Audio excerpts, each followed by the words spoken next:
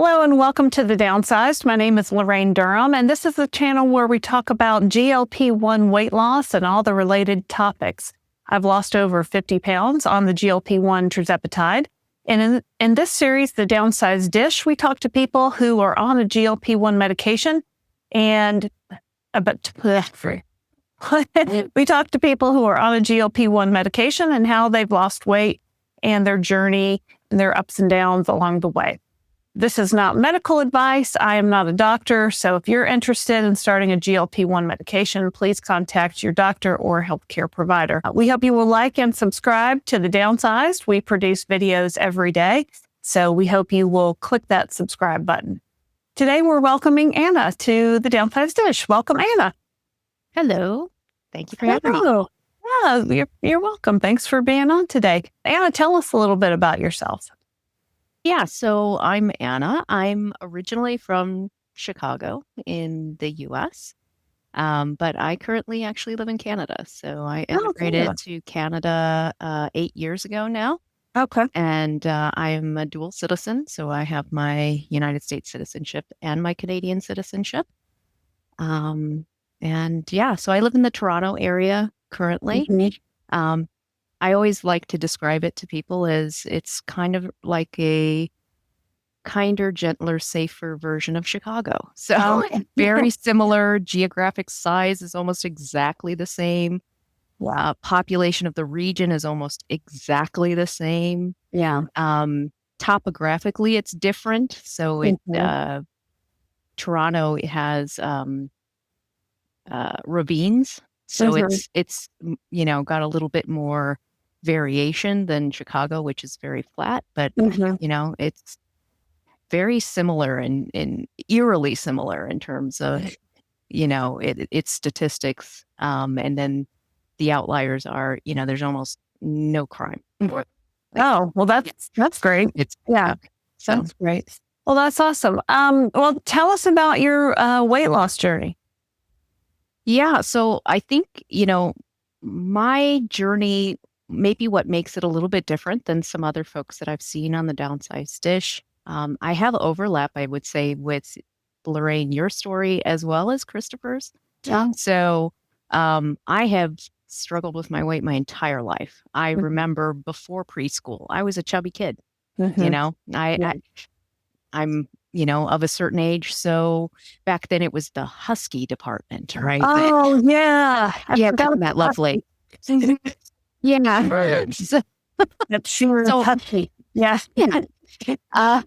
And, I would say there's a strong family trend of obesity in my family, certainly, particularly on my father's side of the family. And so I started dieting, as soon as I basically got into school. And I've had very negative experiences, I would say, from the medical community, doctors in particular. I've had one doctor my entire life that actually treated me like a whole person and not just an obese person. And so, but I also, when I was 30, I decided I was going to start the process for having bariatric surgery. And I was living in the United States at the time, and I had an HMO plan. And so to do that, I had to demonstrate for a period of a year that I was doing all the things that you're supposed to do to qualify for this surgery, right? You had to demonstrate that you were dieting and exercising and all of these things, right? So you had to jump through a lot of hoops. And so I started that, right? And I lost weight. And I lost a significant amount of weight. I lost over 50% of my body weight through that. Yeah. And I didn't end up having bariatric surgery because I lost weight. Yeah.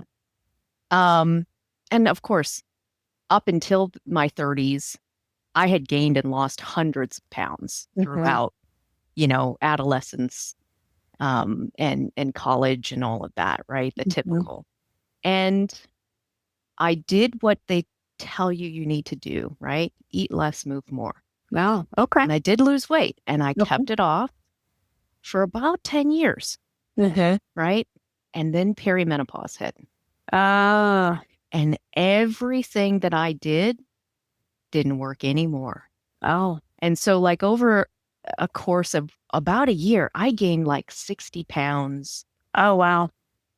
and it was all primarily that spare tire, Mm-hmm. abdominal, In the middle. Mm-hmm. yes, right? What Wanda Sykes calls her friend. I can't remember the name she gave it, but the friend that lives in the middle part of your body. Yeah. And I at that point I went, okay, none of the strategies that have worked for me before are working anymore. Mm-hmm. And I know for certain that if I do not get on one of these treatments, I will be over 300 pounds again. There's Mm-hmm. no question in my mind, right? Because that's where my body, even though it had been 10 years, my body still remembers that I was, over 300 and some odd pounds. And it Yeah. still wants to go there. Right. And whatever levers in my body from a hormonal perspective for perimenopause had been switched, Yeah. it was now in gain weight mode. Yeah. Yeah. So So you started, did you ask your doctor or how'd you start GLP? yeah, so I basically so we have a universal healthcare system up here, and that's a Right. long story, but I Right. had been on a wait list for a new family doctor for a period of time. Mm-hmm. So once I finally got this new family doctor, I had this laundry list of things that I needed to talk to her about. But the top one at the list was, look, I worked really hard to lose 165 pounds, and I have gained 60 pounds of that back. And I know for certain that the other 100 are just right around the corner. I want to go on a medication. Yeah. And, you know, financially, so in Canada, it's different than the US. We don't Okay. have compounded Right. medications. We Right. have compounding pharmacies, Mm-hmm. but for GLP-1s, for semaglutide and tirzepatide, there is no option, at least in Ontario that I'm aware of, that you can go to a compounder and they're going to give you a medication that's going to be Right. at a cheaper price point. So, Right. I have to pay out of pocket, and Mm-hmm. I have to pay retail price for it because my employer sponsored private healthcare plan that supplements our Mm-hmm. universal system doesn't cover the medications. Mm-hmm. So, and the bottom line for me was Zepbound is at the starting dose about 40% more expensive than um, semaglutide. Mm-hmm. And at the highest dose, it's about 90% more expensive. So almost double. And so financially, I couldn't swing going on Zepbound. Right. Because do you have Wegovy there or is it just Ozempic? We have both.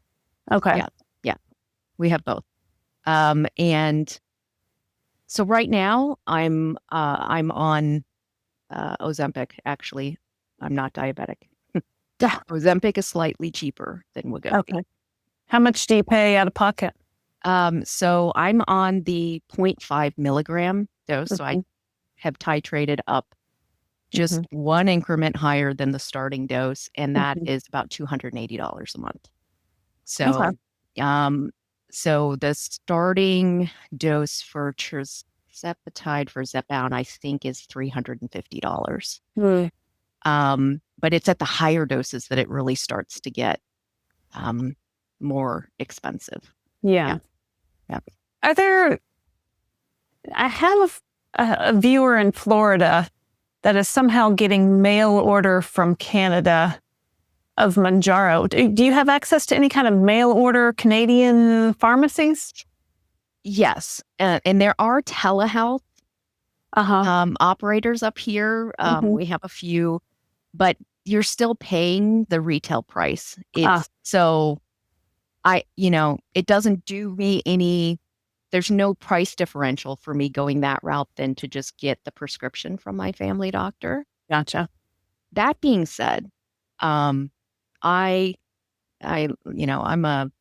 business analyst by training. I love data, and I understand that for me personally, I think there are benefits that I would get from Zepbound that I'm not getting from Ozempic. Long term, I want to financially figure out how to get to the place where I can afford Zepbound.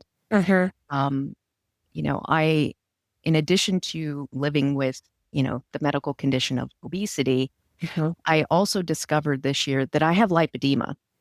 And yeah, so, and I have seen some journal articles coming out about possible, therapeutic benefits of Zepbound, tirzepatide, but in my case would be Zepbound in particular for patients with lipedema in terms of actually working within the fat cells. And I think it's the incretin in particular that they're seeing that works within the fat cell.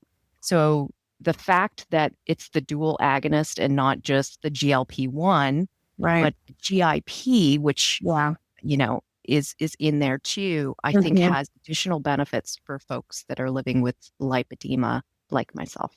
Interesting. Well, tell me, how are you doing on the Ozempic? How much have you lost?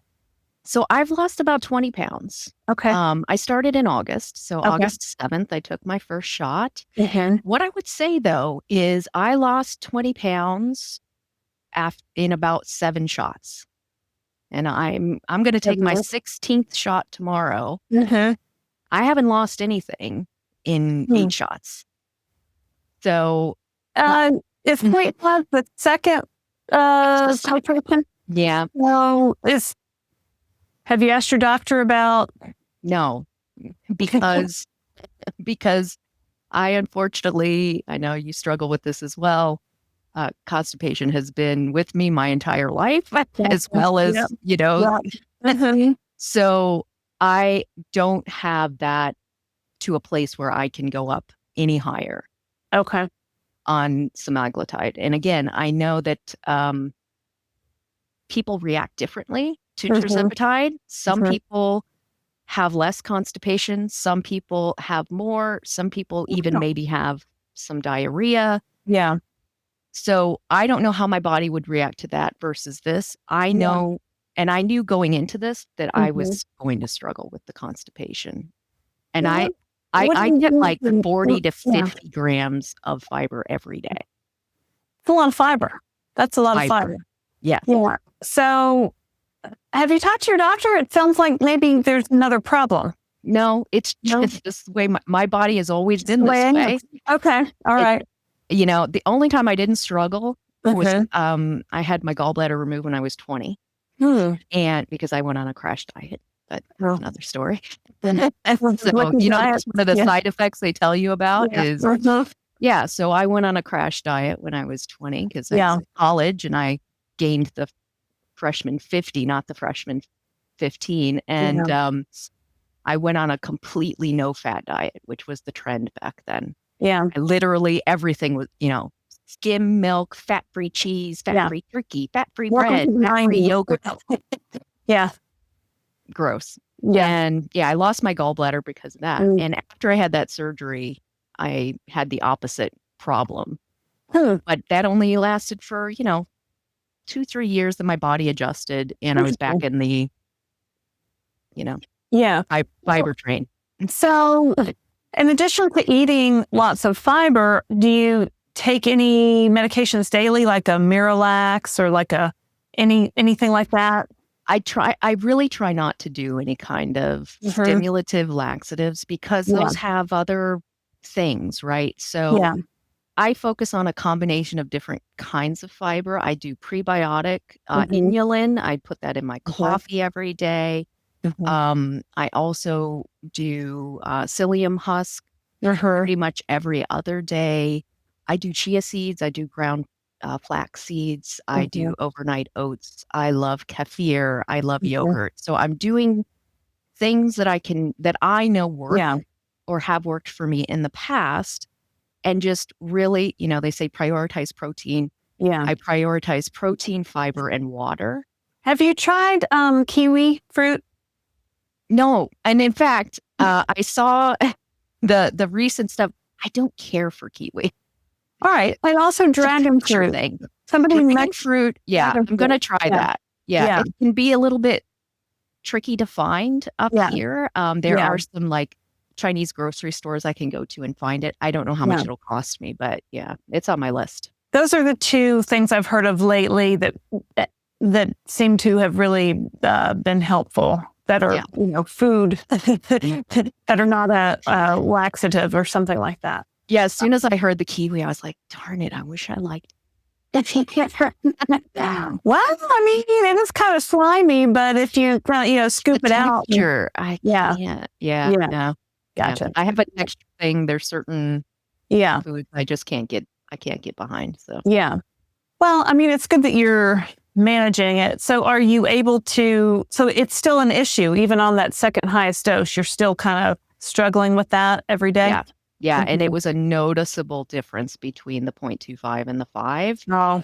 And so I'm not going to consider going up until it's either on control or I can financially figure out, start me on the lowest dose of Zepbound. And let me go through the other checklists of things that come to my mind. So water, how much water are you drinking a day? I drink about 100 to 120 ounces a day. So almost a gallon every day. You're doing the water.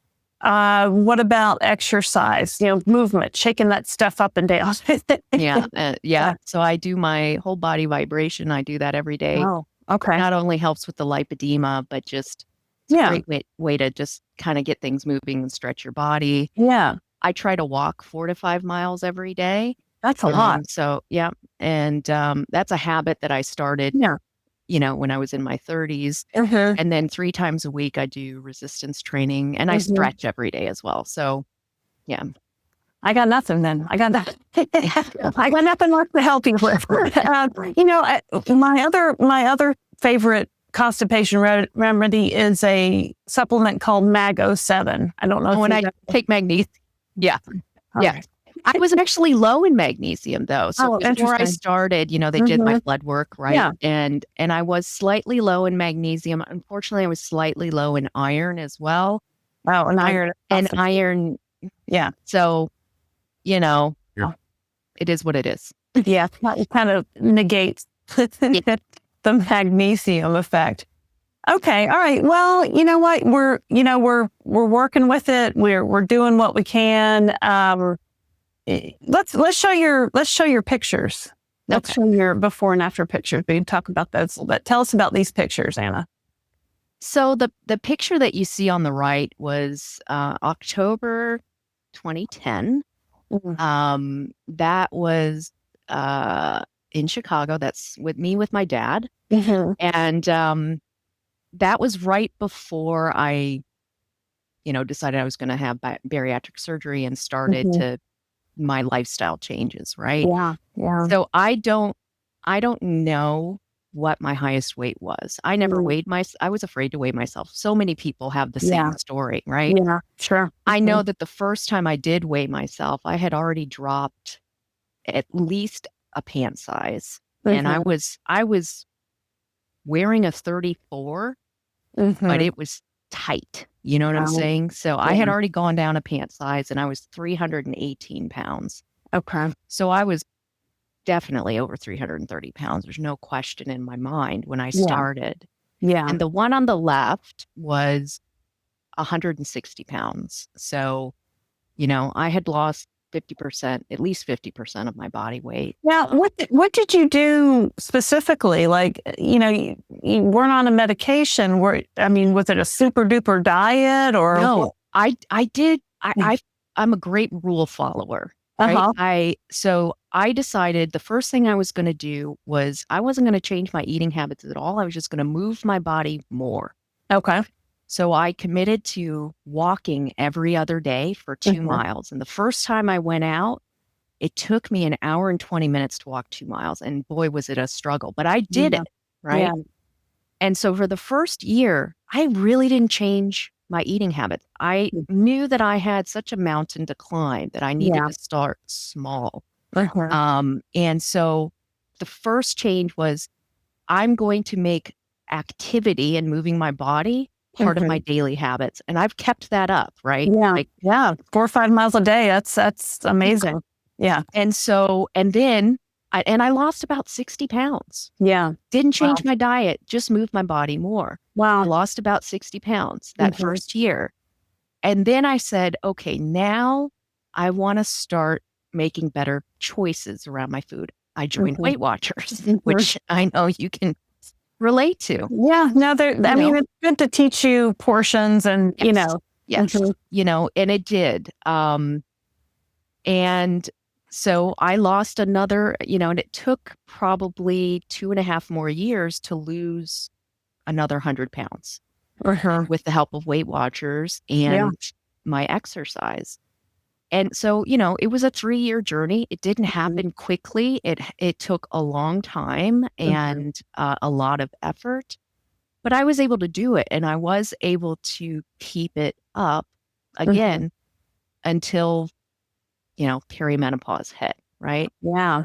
And that picture of me and that's actually at Animal Kingdom in Disney World. I had just run one of their half marathons. I love distance races. Yeah. So, and what I loved doing is you could run a 5K on Friday. I think it's a Friday, 5K on a Friday, 10K on a Saturday, and half marathon on the Sunday. Yeah. And I loved doing all 3 races. And so that shirt, it's the 2-course challenge. So that's for the people who ran the half and the 10K. Wow. I ran all 3, but they didn't have a shirt for that. I demand recognition. It should have been 3-course challenge. Yeah. My sister and my mother years ago did that, and they had a blast. Well, yeah, I mean that's amazing to be able to run those races like that back to. I mean that's quite an accomplishment. So, and the fact that you were able to go from over 300 to 160, I mean that just shows a lot of determination and a lot of perseverance, right? Because you're losing a half a pound to a pound a week. Yeah. Over 3 years, if I'm calculating it right. So, you're used to the work part. You know what to do, right? So now this perimenopause sneaks up on you, and some switch flips, and it's now something that you can't overcome on your own. So, but you talk about Ozempic versus Zepbound, and Zepbound, it might be something to consider in the future, but Ozempic is like the original, right? It's the OG. It's been out for 20 plus years. It's, so I think you can, I think you can still have runway on this route. You know what I mean? Like, yeah. And if I can get the constipation under control, right, then I will try going up again. What I would say is I noticed, so I took my first dose August 7th, was a Friday. It at night because I was a little bit concerned about side effects, Yeah. I don't like feeling nauseous. Yeah. It's one of those, I don't know. Some people, I don't know anybody who likes feeling nauseous, but I really don't like feeling nauseous. Yeah. So I took my first dose before I went to bed, and I noticed I had heartburn. And I hadn't had heartburn since I was like 20, in my early 20s. I don't get heartburn. And I was like, oh, that's different. And so I was able to fall asleep. I woke up the next morning, and it was what people describe. A light, like a switch had gone off in my brain. Yeah. I wasn't hungry. I wasn't thinking about food. I got up, I drank my 20 ounces of water, and I went for my morning walk. And then I just started doing stuff that I would normally do on a Saturday. And then it got to be about noon, and I went, I didn't need anything. I haven't eaten anything yet. I need to eat food. Yes. And so I went and I got my overnight oats, and I had about 3 bites of it, and I went, okay, I'm done with that now.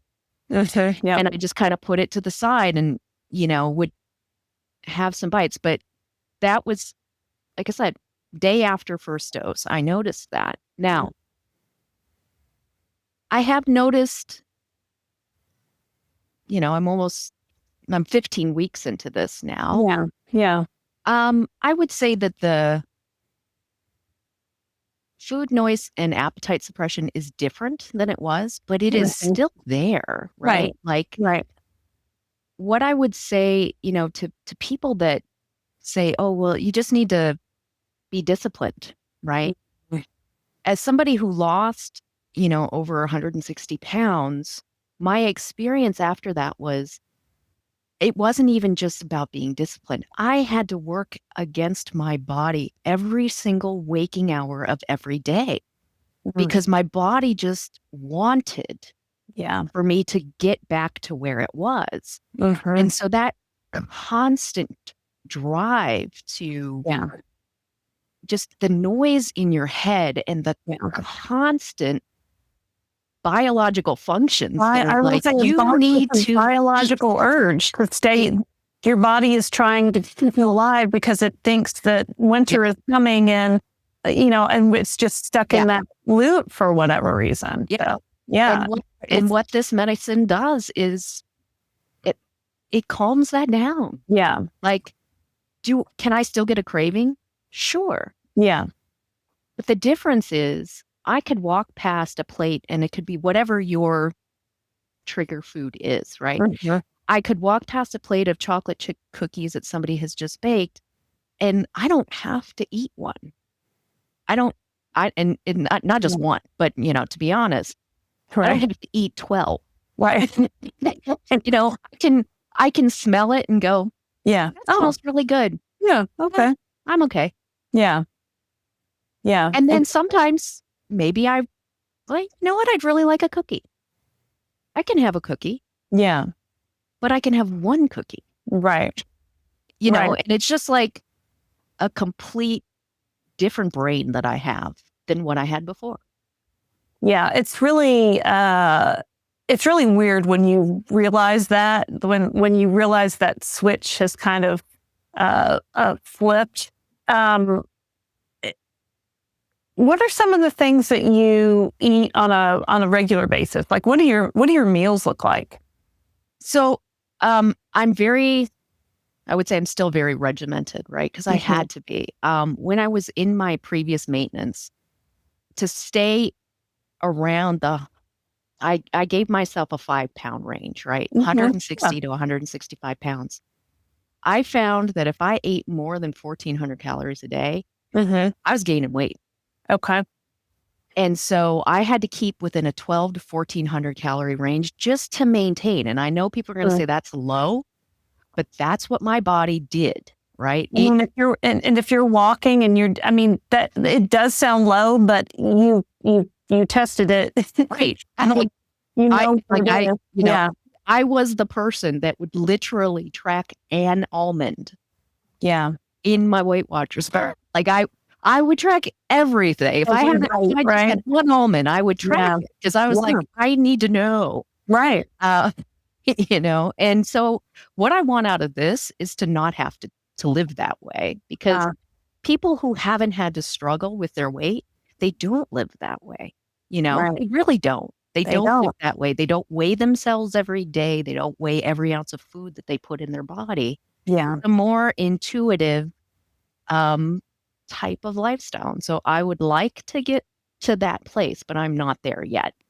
Me either. So, I know. I watch you guys, right? So, maybe. Yeah. But I have I don't weigh myself every day anymore because that's good. That's found good. that I was obsessing over it, right? And that's not healthy, right? It's just not. So I look for the trend. And right now my trend is flat, and that's okay. Yeah. You know what? Well, I've lost 20 pounds. I feel so much better than I did in August. I have so much less pain in my body than I had. Has gone down. I can move more. I can be more active and with less pain, right? Yeah. So there's so many things that I'm getting that have nothing to do with the number on the scale. Well, and I'm seeing you from here up. I wouldn't say you have much more to lose. Like, how tall are you, Anna? Oh, I'm short. So at my tallest, it was 5'3.5". Okay. I would say I'm probably 5'2" now. So I am short, Okay. but like, I don't know that I have a goal weight. Would I like to get back to 160 pounds? That would be great. But Yeah. I'm going to let my body tell me what it's willing to do. Okay. Just like I did before. I didn't have a goal weight when I started losing weight before. I just said, I want to live differently. Okay. I want to have a goal life. Yeah. Right? I want to have, I've heard other people say that. I want a goal life. I want a goal lifestyle. I want to be able to go to Disney World and not worry about if I'm going to fit on the ride. Yeah. I want to be able to get on an airplane and not need a seatbelt extender, right? Yeah. I love to travel. I want to be able to go for a hike and not worry if I'm going to be able to hike up the thing it's about that stuff for me more so than the number on the scale. So I'm going to let, my body kind of tell me where it wants to go. Okay.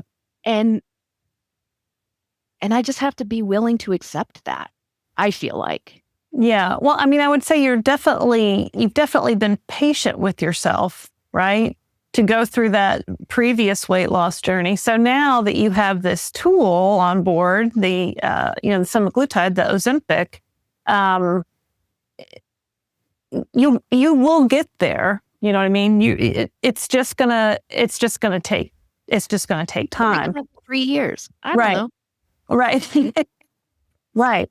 And, just thinking about medicines that are coming down the pike, maybe things get cheaper at some point. Maybe other medicines come in at some point that might work better for your situation. So, I mean, I think you're doing great. You're doing all the things.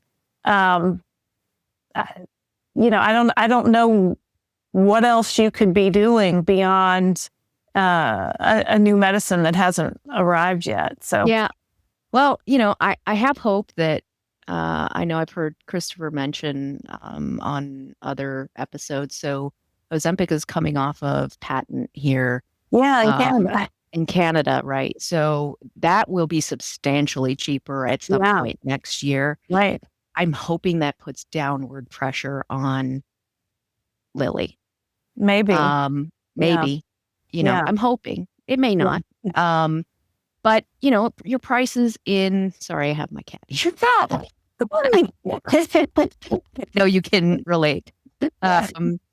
So, the price reductions that are happening or projected to happen now in the States, will that also, lead to less pressure for the prices to stay artificially inflated here? I don't know. Yeah. I don't know what the government is planning to do here in terms of negotiations. I don't know what my employer-sponsored plan is. I have been sending emails to my HR like crazy. Yeah. Like, our insurance carrier will cover prior authorization for these drugs. You need to get on the program.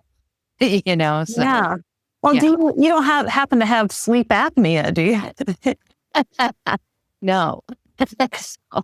So, that's one of the things that I learned after learning that I have lipedema is I think, I have been very lucky in my journey being such a short statured person who has carried an enormous amount of weight on the frame that I have for most of my life, to not have the other cardiometabolic issues that usually come around with that excess adipose tissue. And I think part of that is because of the lipedema. There's a ton of women who have lipedema and also have obesity, right? But their markers are great. Cholesterol's fine. They don't have high blood pressure. A1C, my A1C is 5.1. My fasting blood sugar is 4.2. Right. Like, everything looks hunky-dory from a metabolic panel perspective, right? Yeah. So I just got to get my body on board for, Well, where my legs are. You probably saved yourself a host of health problems when you lost, your 160 pounds. You know what I mean? Like I think, and I've talked about that before. Like I always felt like I was a very healthy fat person. Yeah. Right. But at some point, your body is just going to start breaking down. Yeah. So luckily you lost that great deal of weight. And I think it definitely helped in so many ways. Is the lipedema, that's in your legs? Do you have it in your arms? Where do you have it? Oh, yeah. I actually have, so they classify it a little bit different depending on where you are in the world. So I have it in lower limb, so both legs, and then upper arm. Okay. But it's primarily in, lower leg is the worst part of it. Yeah. Now, I've heard about possible surgery to remove it. Is that possible in Canada with your insurance? No, not now. Not yeah. So Germany actually just, approved liposuction for therapeutic treatment of lipedema fat. Wow. And, I don't know if that will ever be a thing in Canada. Yeah. Maybe I could take a trip to Germany. I don't know. Yeah. Yeah. Well, I follow a lady named Mona. I've interviewed her once or twice for the Downsized Dish, and she lives in Ireland. And she also, I think she was over 500 pounds, and now she's lost a couple 100 pounds, and she struggles with the lipedema too. And she talks about that a lot. You can find her, Mona, I think it's Chasing Life on TikTok, or you can go search my videos for Mona. You might find a lot in common with her. And after I interviewed her, I wanted to learn more about lipedema. And so I did a video just about that. It's a short video. Yeah. It's just a short video, but I wanted to know more about it. And people, were asking me questions. So I wanted to research it a little bit. So, I mean, it's kind of like, it just sucks for lack of a better word, right? Because there's nothing you can really do to remove it or reduce it. Well, you could, I mean, you can get liposuction. Yeah, beyond surgery, right? Yeah, and everything else is conservative, what they call conservative therapies. Yeah. So I wear compression garments now. I do my vibration, my whole body vibration. I do that every day. And I will be honest, like I bought the vibration plate, and the first day I used it, and I only did it for 15 minutes because they were like, you have to start slow. I follow the rules. Yeah. Well, I followed the rules. I did it for 15 minutes, and it was the first time in literally over a year that my leg pain was reduced. It didn't go away, but I had been living with chronic pain every single day. Yeah. And to have some relief of that I was just like, oh my gosh, there might be some light at the end of the tunnel, that isn't a train coming this way. So, yeah. It's so hard. I mean, chronic pain, you probably don't even, after a time, you get so used to it, I guess. Like it's like a food noise. Yeah. It's just you don't realize how much it's affecting you until it goes away. And then you go, oh my gosh, how was I doing that? Yeah. Yeah. How often do you do the vibration plate? Every day? Every day. It's the first thing I do in the morning after I drink my water. I really find that it helps. Sometimes I work from home. I have a desk job. I have a standing desk, so I can raise it. But sometimes I'll turn it on, and I just let it kind of vibrate on my legs if I'm sitting for a long period of time. Yeah. I also do compression therapy with like pneumatic pumps. Oh, yeah. Yeah. And I do that, about once a week. Okay. So I'm doing what I can. Manual lymphatic drainage, massage also helps. Yeah. Yeah. That's a lot. I'm sorry that's affecting you. I wish there was something more that, that you could do for that. So what's your next 6 months look like? Like what's your I'm sure you seem like you're a planner, you're a data person. What is your next 6 months look like on the medication? Well, right now, I'm going to continue with the plan that I have in terms of, I've I have a pretty regimented diet. I like Yeah. to eat overnight steel cut oats Mhm. for breakfast, with my chia seeds and cinnamon. Sometimes I'll put some ground flax seeds in there. Mhm. I like to have some kind of protein with either beans or vegetables in the middle of the day. Mhm. Same thing for dinner. It's a very kind of, most people probably think it's boring, but for me, I'm just fueling my body. I don't need it to be Yeah. exciting every day. Yeah. Um, I've kind of gotten past that with Yeah. with Yeah. where I am now. So next 6 months is, stay the course. I plan to Mhm. stay on some kind of medication for the rest of my life. I just know Yeah. that, it I was able to do what I was able to do in terms of maintaining it until I Mhm. wasn't. I'm Mm. at the point in my life now where my body was not gonna allow me to maintain Yeah. what I had previously lost. So I do Right. think that I will be on these medications or some type of medication like this for the rest of my life. Yeah. So right now it's just, I wanna move my body in ways that feel good. I wanna Mhm. eat foods that are nourishing to my body that I enjoy eating. Uh-huh. And I just wanna enjoy life without the burden of thinking about food all the time. Yeah. It's a very freeing experience to not be preoccupied every moment of the day with what I'm gonna put in my mouth. Yeah. Absolutely. Absolutely. Absolutely. Something else occurred to me. Have you ever been allergy tested? I haven't. I have considered it, but no, I haven't done that Yeah. yet. Yeah. Just a thought. It might be, something that you're eating that's causing a inflammation that you don't even Yeah. I've know. considered it.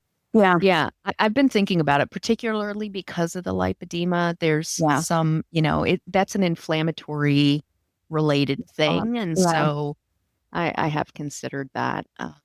Yeah. So I might end up doing that. Yeah. Yeah. I just Yeah. hope it says I'm not, have some weird issue with dairy because that would be a problem for me. I really do like my dairy products. Well, it might be dairy, it might be gluten, it might be, yeah. Yeah. Who Yeah. knows, right? And they can do this. They can do it with a blood test now. I don't think they have to prick your back the 42 times and do all that anymore. So, Yeah. Yeah. yeah, might be worth it. Anything you might say to somebody who's thinking about starting a GLP-1 medication?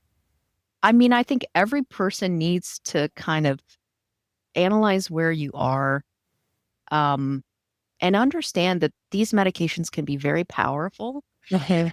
And yeah, there are side effects, but I would say don't be afraid of the side effects. I knew going in that I was likely to struggle with the constipation side effect. And Yeah. I do. Yeah. I really do. And I have to work at it. I work at it Mhm. every day. Mhm. Um, but I wouldn't trade places, going from gaining like 5 pounds every month Yeah. to not gaining 5 pounds every month. Yeah. Even that in and of itself It's a is a win, right? win. It's Yeah. a huge win. Yeah. And so if you can financially figure out a way to do it, Yeah. um, I would just encourage people to try and see if it works for you. And I do understand that there are people that, it works better for than other people. And I have no idea where I will shake out on that spectrum. Yeah. I know, each person's journey is individual. Yeah. And the other thing is just don't compare yourself to anybody else. Comparison is the thief of joy, Right. right? Yeah. So For sure. on social media, you don't see anybody who's struggling. You see Right. people who I lost 100 pounds in 10 months. I lost 80 pounds in 6 months. That may or may not be you, right? Right. I don't think it's going to be me, Right. but that's okay. Like, Yeah. I'm not them and they're not me. I mean, it's almost like not fair, right? I mean, because here's you literally doing all the things and, and struggling really just to get anywhere. And it's like, that's not fair. Like that shouldn't be like that. Like if I do all the things, I should have, a certain level of results. And I'm sure it's beyond frustrating to, It can be, but again, it's like, but I have had results and maybe I would like to have more results. Yeah. But I don't get to determine that. I really don't. Right. As long as I'm doing what I have in my power to do, which I am, then I don't get to determine the outcome. And so I think, it's just there, and there's other benefits that I can focus my attention on, right? Mm-hmm. Like the reduction in pain, the increased, mobility and ability to move my body in the way that I want to be able to move my body. Those are fantastic, Those are and I don't think you can, the weight is a visual thing, right? And there's a reward that kind of externally comes from that. Yeah. But like the internal things matter more. You just don't see them. Yeah. I mean, that's a great perspective. That's a great mindset. So I think we'll just probably leave it right there, Anna. So Anna, thank you so much for joining us today. If anyone out there would like to be on the Downsized Dish, you can go to our website at thedownsized.org and fill out the form, and we will get back to you on that. I hope that you will like and subscribe to The Downsized. And that's it. My name is Laraine Durham, and we'll see you next time. Thanks, Anna. It was great talking to you. Yeah, bye. And we'll see you next time on The Downsized. Bye-bye.